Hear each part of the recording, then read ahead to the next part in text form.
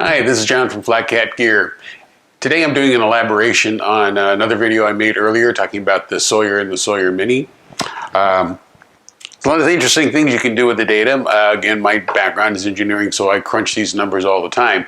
So I thought I'd go through a little bit in detail to help you figure out the magnitude of what this data means. So what I've got is, again, I've got a new Sawyer squeeze and I had a new Sawyer Mini. And I did some characterizations of flow rate, and that way I can compare a Sawyer squeeze to a Sawyer Mini. Additionally, I had a Sawyer squeeze that's probably about 5 years old that I've used a lot. And from that, the cool thing is I can project now what it would have been like if I had used this Sawyer Mini instead of the Sawyer squeeze.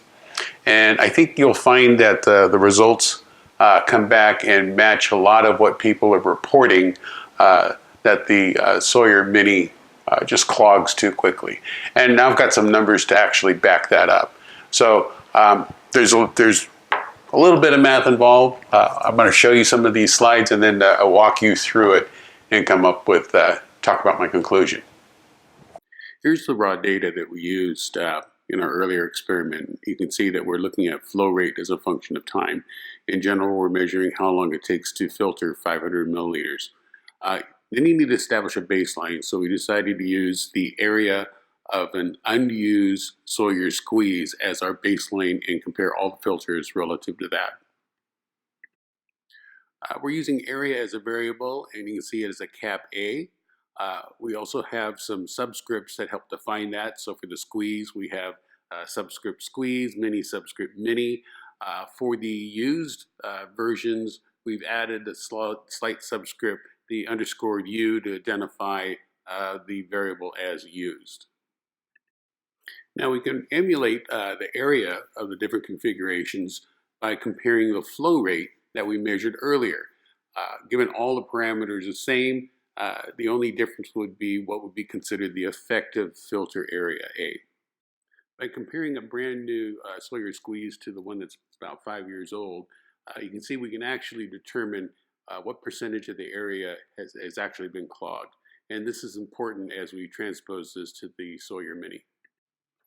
Since the filter elements between the squeeze and the Mini are identical, the amount that actually got blocked over 5 years is going to be the same area that would occur in a Mini. So now we can project forward, saying now that we know the area and it's all relative to the initial Sawyer squeeze area, we can calculate what that actual loss would be in a Sawyer Mini. As you can see from these numbers, clearly the Sawyer Mini reduction in flow rate is dramatic compared to the squeeze, and this is actually what we actually see out in the field.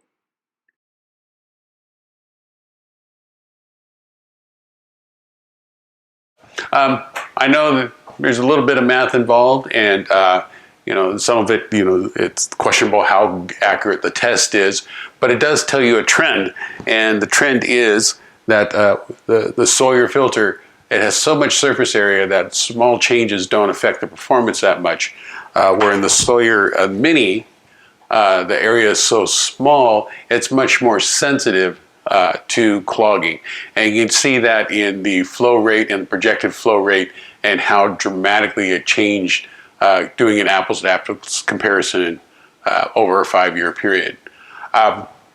Keep in mind that use a filter for the right applications. I generally take the Sawyer filter, the Sawyer squeeze with me, probably 90% of my trips. There are places I don't take it. I don't take it when I'm in slot canyons. I don't take it when there's glacial silt because there's too many fine particulates that will clog that filter. So I take my MSR waterworks and I do field cleaning all the time.